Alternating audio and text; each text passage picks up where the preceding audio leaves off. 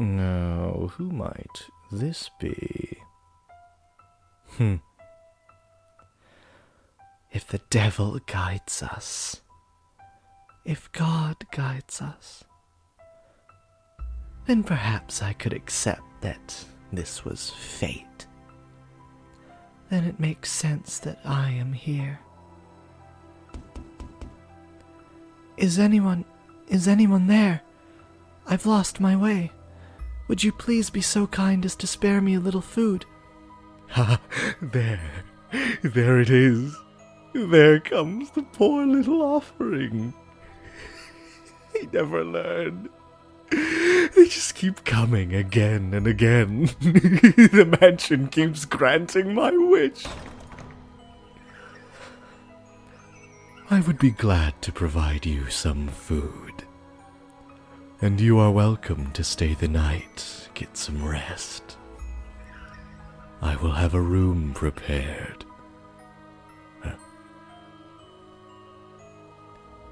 Then I suppose I shall take you up on your generosity. I have been wandering for a very, very long time. What was that, Master? You recognize her? I imagine you would.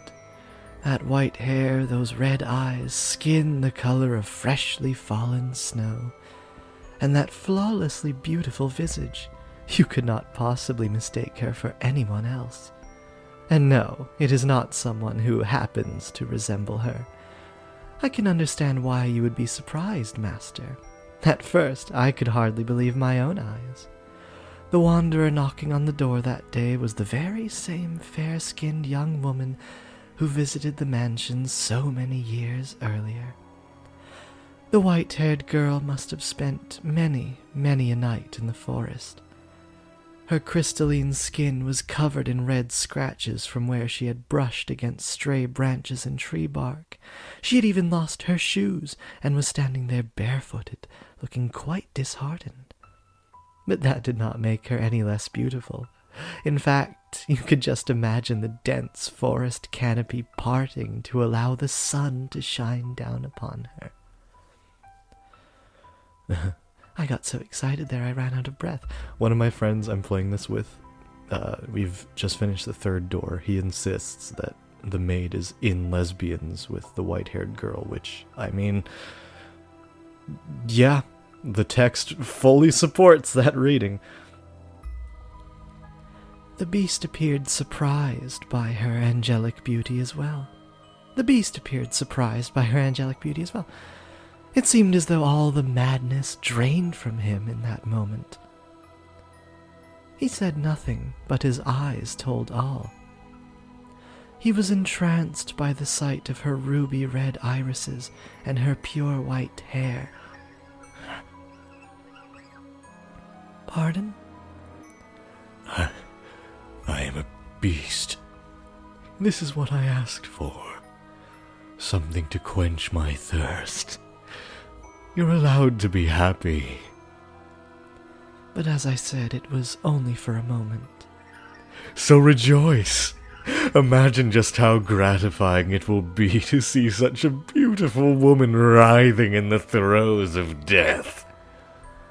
Follow me. I will have a bath drawn as well. And once the moment had passed, the beast was barely able to contain the wellspring of madness within himself. He wanted nothing more than to run his sword through the white-haired girl that very instant, to torture her, to defile her. Hot? What? He tended to her wounds, served her supper, and drew a bath for her. And afterwards the beast even made to provide her with a dress to wear. Even the outfit she had only worn for one night so many years before was there, waiting for someone to put it on again, for her to put it on again. He said she could choose anything she liked.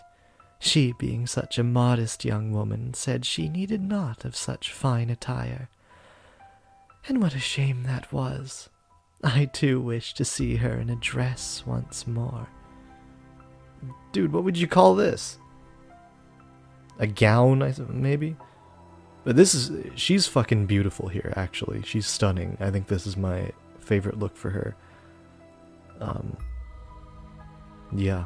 And you can tell, just right off the bat, you can tell her disposition is different, and that perhaps she's a bit older and has had different life experiences, which I think fiction often struggles to portray, like, the same person, but having lived a different life. Like often they'll fall into the same habits of the character we were introduced to.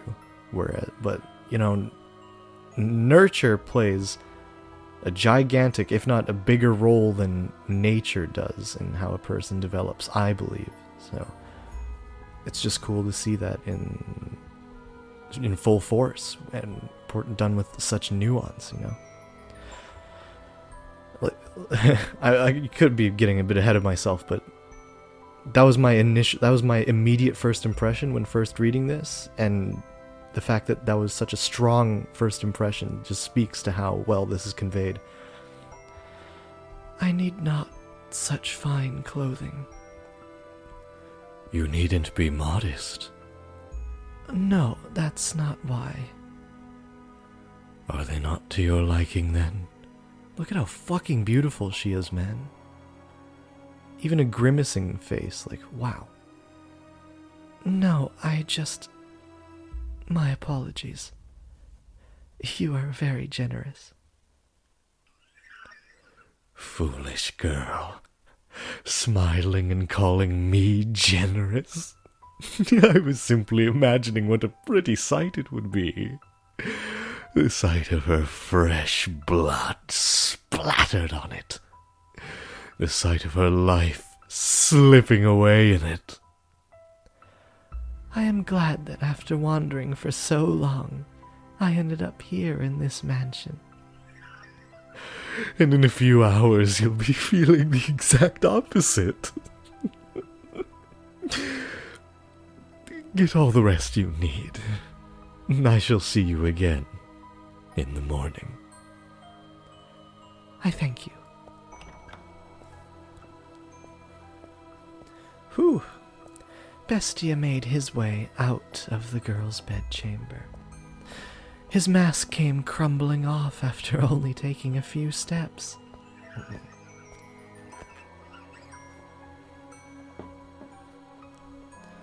It's weird to see him in the center of the screen. It makes him look bigger.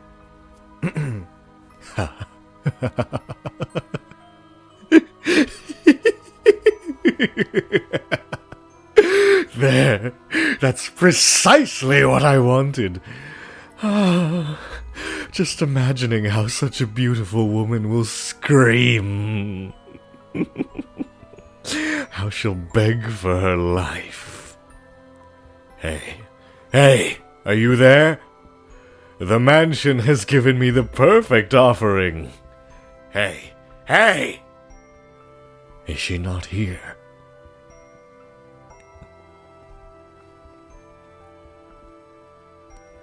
Is someone there? Yes, I came by to ask if there was anything you needed. I cannot offer you anything extravagant, not like before, but I am here to provide you with anything in my capacity. Dude. Getting hotness overload. My god. I appreciate the offer, but I need nothing. Being allowed to stay the night is more than enough. Do you work here in the mansion? Yes, indeed I do. I have been here for a very, very long time. A very long time? Oh, sorry, gross mouth sounds.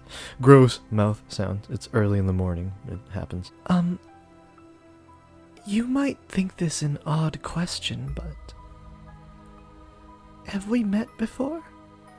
Something about you seems familiar.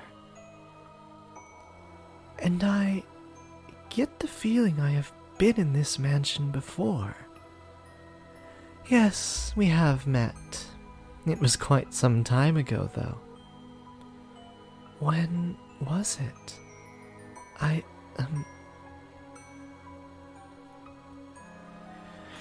It was an unimaginably long time ago.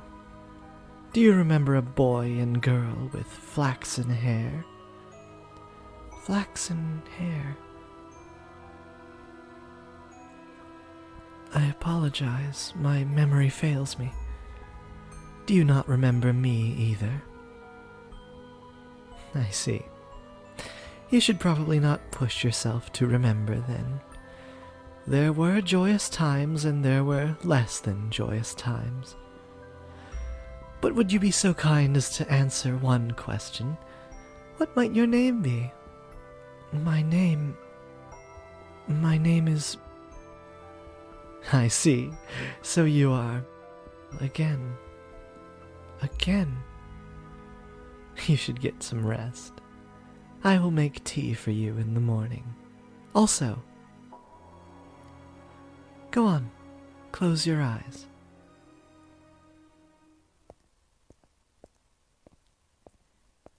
I don't remember what that was about. But Bestia never waited for morning to come. With his sword that smelled of blood hanging from his hip, the beast slowly, ever so slowly, crept toward the room where the white-haired girl slept. The time was soon approaching for the bloodthirsty beast to paint the walls with the young woman's blood, to turn her bedchamber into a gore-splattered altar upon which he would offer her to the devil. However, when he opened the door, the beast could hardly believe his eyes. She was not asleep, but sitting there as if expecting the beast's arrival. Did she say Bestia? Bestia's arrival. Why are you awake? Did you not go to sleep? I heard footsteps, so I... And what were you planning to do when I got here? Surely you didn't think we'd simply have a nice midnight chat. I was hoping to ask what it was that you wanted. To ask what it was I wanted? Do you even realize what you're saying? Can you not see what's in my hand? You know exactly what I came here to do. Aren't you going to beg? Aren't you going to plead for your life? Aren't you going to ask me not to kill you? If it's necessary. But is that what you want? What I want is something much, much more gratifying than your pleas. I want to hold a banquet. It's not enough. No matter what I do, it's not enough. But you will be enough to satisfy me, to quench this unholy thirst, to completely, wholly fill me to the bursting point. You want to know what I desire? I desire to devour you.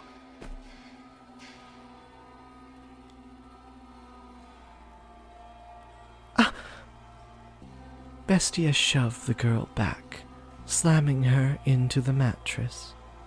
He then stabbed his sword through the sheets beside her, looking down upon the girl, the moonlight at his back. Clenching her slender throat with one hand, he drew his sword once more, holding the tip but inches from her nose. No matter how much blood it drank, the sword continued to shine gloriously, as though it had just come from the forge. It was an awe-inspiring, tear-shedding blade, the sight of which would cause anyone to imagine the misfortune about to befall them. Go on, mock me, ridicule the hideous barbarian barbaric beast standing before you. From the moment you saw me, you thought me unsettling, no? But you averted your eyes because I had food for you. Because I gave you a place to rest. You pretended not to notice the beast. This is retribution. Retribution for you damned humans! So beg for your life like they all do. Cry. Plead for mercy. If you say that you are ugly, then I must be equally ugly. What? What came from the girl's mouth was neither a plea, nor an insult, nor a scream. Full-grown men had wept before him, and yet this slight young woman did not. Despite this terrifying beast being upon her, moments away from extinguishing her life. Even I almost shrieked in fright. Bestia could neither believe his eyes nor his ears. Do you not fear me? Can you not see what I'm about to do to you? What am I to be afraid of? I'm threatening to murder you! To rip your intestines out with these claws and watch you die in agony! I enjoy it more than anything in the world, filling others' hearts with fear. The more lives I take, the more I enjoy it. I'm a beast, driven by madness. What he expected was for the beautiful girl before him to desperately implore him for mercy. He wanted nothing more than to see despair seep into every corner of her red eyes, for he believed that it would be a truly sublime moment, euphoria unlike anything he had experienced before. Bestia prodded her with his singular sword, poking a slit in skin smoother than silk. You see me as pitiful, and so you are offering to release from my... You see me as pitiful, and so you are offering me release from my fate. But she did not do as the beast wished. She looked up at him with sympathy rather than fear. This rattled the beast. He had never once seen anyone respond to him that way. What on earth are you talking about? What is going through your head? Pity? Release? Do you not comprehend this situation? How can you be so calm? Scream! Cry and shout! Beg for me to spare you! Throw yourself at my feet! Throw yourself at my feet! Otherwise, I'm a beast! A beast that never tires of killing! To me, you appear to be a person.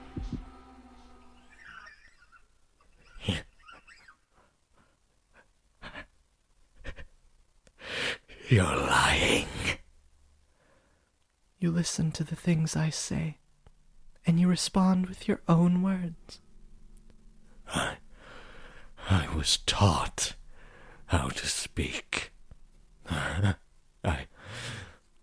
I'm a beast who speaks human language. But you think.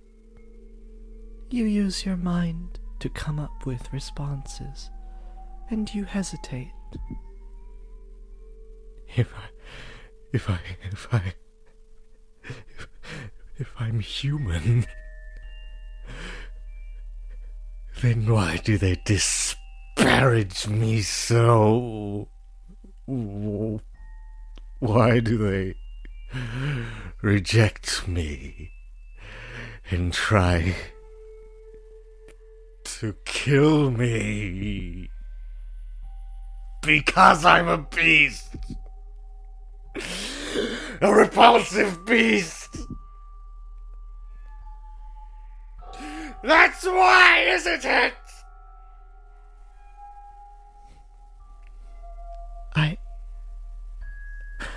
I will do nothing to hurt you. We are alike. Alike? Don't be ridiculous. How can you say we're alike when you're as beautiful as you are? There is nothing beautiful about me. What value does outward appearance have? You have suffered much persecution, which is why you tremble in fear. I am not trembling. I am not afraid. I can hear the cries of your heart. What on earth is wrong with you? Why? Why are you not afraid? Why do you not scream in terror? I am afraid, but more than fear. I feel like I know what my role is. Your role?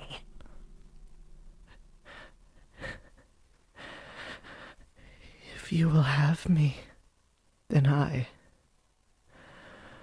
would like to remain here in the mansion. Are you mad? I will eventually kill you. Torture you. Put you through hell. Make you wish you were never born. That does not change my mind. Please, allow me to stay. I find it very hard to believe that what you want deep down is to hurt people. And I get the feeling that I am meant to be here. That is my role. Yeah. Bestia was at a loss. He was, perhaps, afraid of this girl who did not fear him and even attempted to embrace him. She behaved too differently from all the other humans he knew of, who only ever harassed and pushed him away. Why are you so kind to me? To this beast, this murderer?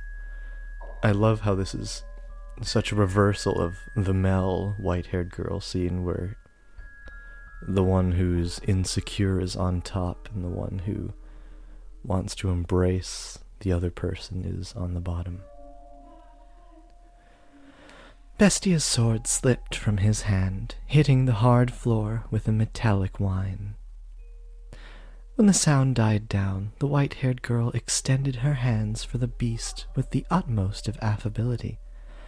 Her fingers were white as freshly fallen snow, something this area never saw. They traced his distinctive frame. They ran along his unusually shaped nose. They slid across his rough, yellowed skin. They drifted around his rather small eyes. The beast trembled once more, this time not out of twisted desire from deep within, but from the unimaginable comfort of physical contact. Her fingers moved so gently, so pleasantly, wrapping him in their warmth. Are you crying? A single teardrop slid down the arc of her finger.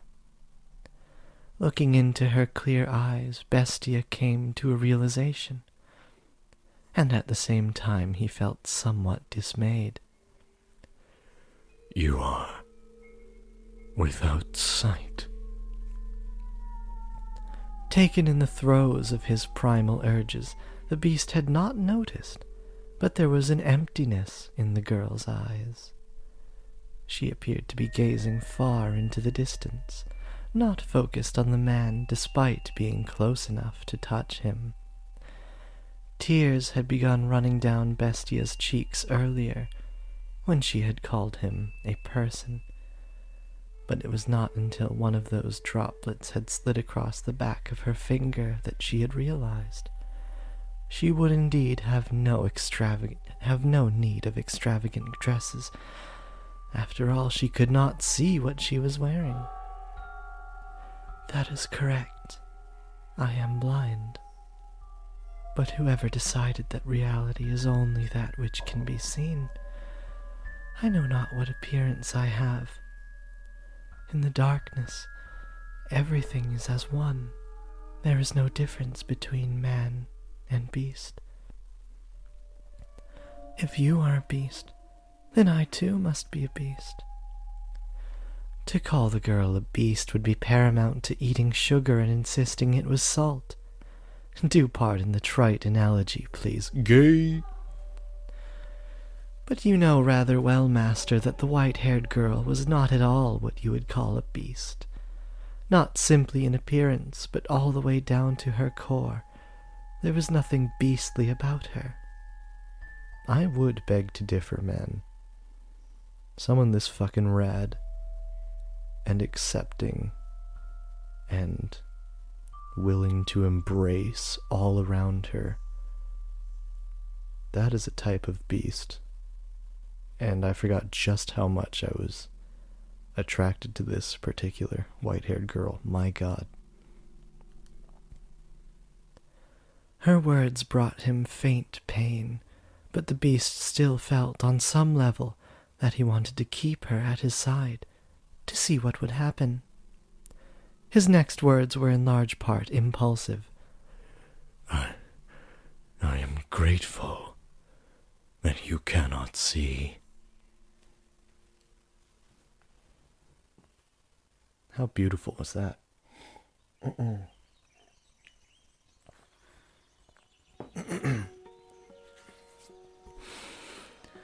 Without exception, everyone who had wandered into the mansion had lost their lives before the sun rose the next morning. She was the first visitor who had not met this fate. Over time, Bestia's madness gradually subsided. He even began to seem rather tame. You would hardly believe it was the same beast who had once reveled in those perverse festivities. He was, I imagine, at a loss for how to behave. I too would be flustered in the constant presence of such beauty. Are you not already flustered in the constant presence of such beauty? But it was not just her appearance.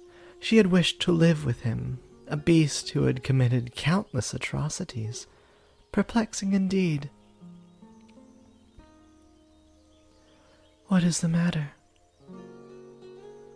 Do you honestly not fear me? Do I appear to be afraid of you? No. You do not. But you would. If you could see me, you would react the same as everyone else. You would mock me. You would despise me. You would want to kill me.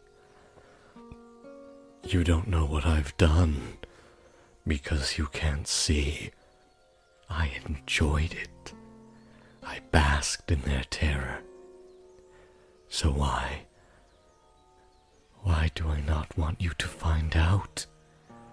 I don't want you to know how many people I've tortured, how many I've slaughtered, how much blood I've imbibed. All the horrible things I've done. Horrible. I'm aware that what I've done is wrong. But I relished in it. I wanted, for so long, to slaughter them. I desperately desired to see blood. Human blood. What is it I crave? Murder or laughter? I said that I had no need for peace, yet here I am. Is something the matter? No, some tea. Oh, shall I make some? Are you thirsty? No, I made some tea. It's probably cold by now. I thought you might want some. You don't? No, I'll take it. What are you laughing for? Because I'm happy. Is it to your liking? It's bitter. Their life together began quietly, their days without event. They had no extravagant meals. There were no swaths of guests lending life to the mansion's halls, but there was also no one screaming in fear for their life. It was the peaceful life Bestia had lost, and he had returned once more to that quiet realm. What's the matter? You are always so quick to notice my presence. My world is one of darkness, so I have a heightened sense of hearing. What is it like? How do you perceive the world? I cannot imagine living in complete darkness. Occasionally I can see light. Light? Yes, not a radiant light like the sun, but a soft light floating in the darkness. Like a candlelight, I suppose. That only perplexes me all the more. I find it difficult to understand what you are describing. Is that so? It's difficult for me as well. I am not sure how to explain it. But it's not complete darkness. I can sense your presence, for instance, and I can tell how windy it is from the way the windows vibrate. And also... I also feel as though I can sense the wavering of emotions. The candlelight begins to flicker erratically. From fear, intense sorrow, or other similar emotions. My emotions. I do not know. It could be yours, and it could be mine. This mansion is a very peculiar place. The candlelight is always wavering, and yet it seems somehow stable. It makes me feel as though this is where I belong. I don't think I understand. I am a beast, and so I lack the intelligence. But you... I am going to go hunting. Is there anything you would like? Whatever you like. All right then. If you find any fruit, that would be nice. Fruit?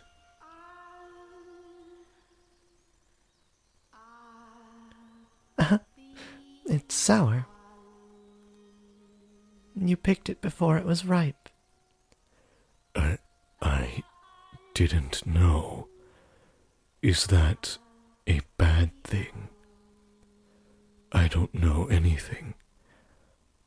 I cannot see, but if fruit is still green, you are not supposed to eat it yet. What color are these? Green? No. Blue. Shall I give you a hand preparing supper? I cannot ask for help of someone who can't see. You'll hurt yourself.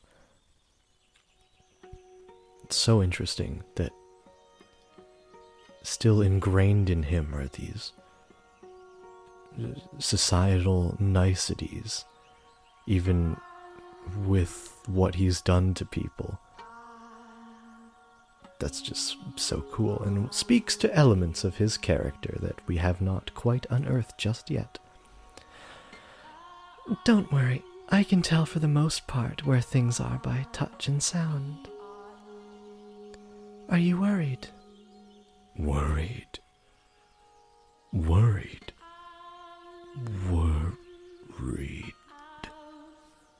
The thought of blood dripping down her finger doesn't excite me. What's going on? What on earth has happened to me? If I appear to be in any danger of harming myself, please let me know. Then you have nothing to worry about. You do not seem any more comfortable in a kitchen than me. She always cooks the... Where did she go? Huh? She always comes when I call.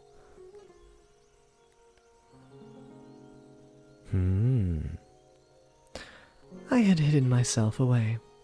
Bestia had learned how to go about his daily life without my assistance, and the two of them had no need of others in their peaceful world.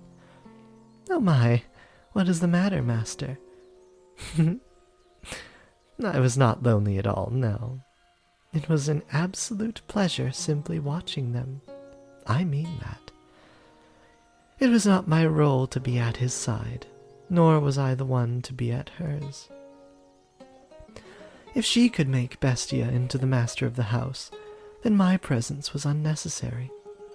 I appear when I am needed, as I appeared to serve the flaxen-haired family, nothing more. If they sought a servant, then would I show myself. Yes, certainly. After some time, they began to sleep in the same bed. Oh dear, no, not for the reason you are imagining, master. You thought no such thing? Though they slept in the same bed, they did not lay together. They did so, it seemed, because they were more comfortable in the same place. The two acted more like family than lovers. Hey, hello. Are you asleep? No, I am awake. Is the candlelight wavering? Right now, it is very calm. I see. Say, tell me about your childhood. What, me? Won't you? My childhood? Yes. I have no such stories to tell. When I was a child, I lost everything. My mother, father, brothers, everyone. So For as long as I can remember, I did not have a father. I lived alone with my mother, but I never felt like that was a bad thing. Was she kind? Yes, very. She was a compassionate woman. But we were poor, and because I cannot see, my mother was the only one who could work. She would be away for long stretches of time, supposedly because she served at a respectable house. I do not know whether or not that was true. Perhaps she was doing much more demanding work. I never asked. I believed not asking was best for her. From time to time I would receive letters from her. Someone who lived nearby read them to me. The letters went something like this. Life in the mansion is difficult, but everyone treats me so well, and they say I do good work. I'll be back with more money soon, so you be a good girl. Other than that, she allegedly expressed concern for my health and safety, as well as repeatedly saying how much she loved me. You have a good mother. I did. Nearly everything I remember my mother saying to me was written in her letters. So much kindness and warmth. Why do you not live with her now? How did you end up here in the mansion? Before long, she lost her life at her place of employment, and I was sent the money she had earned.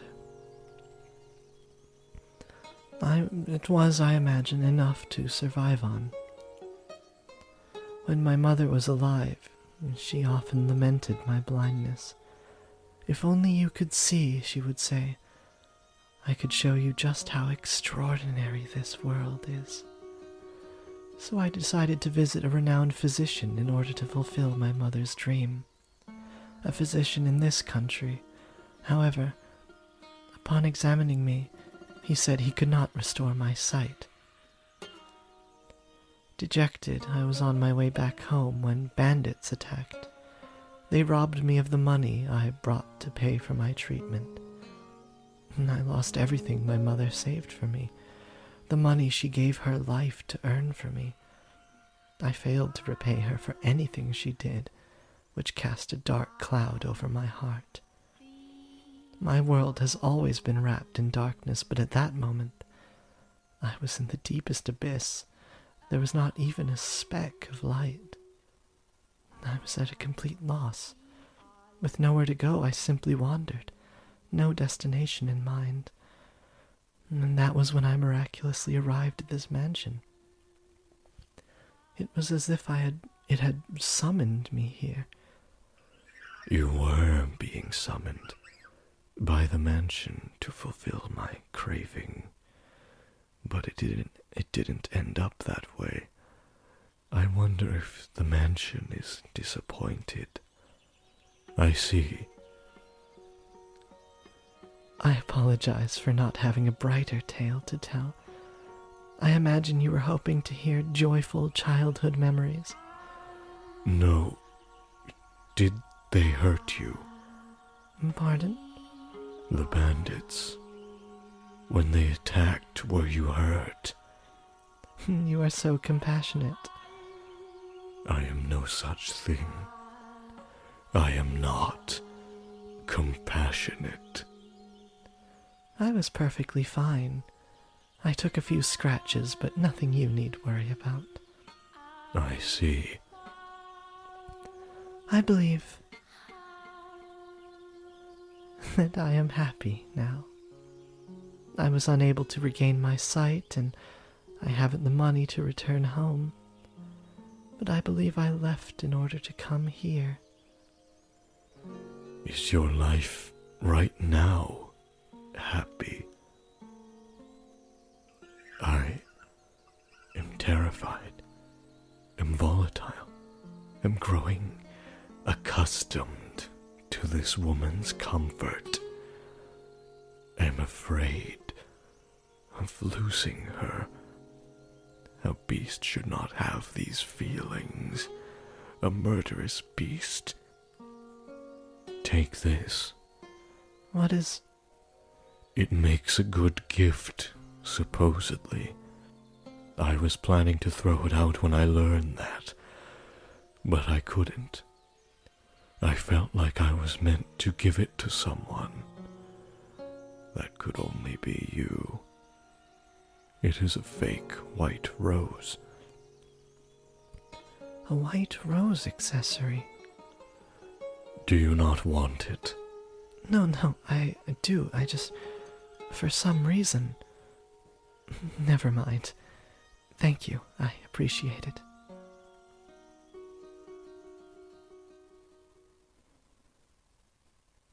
How perfectly written is all of this?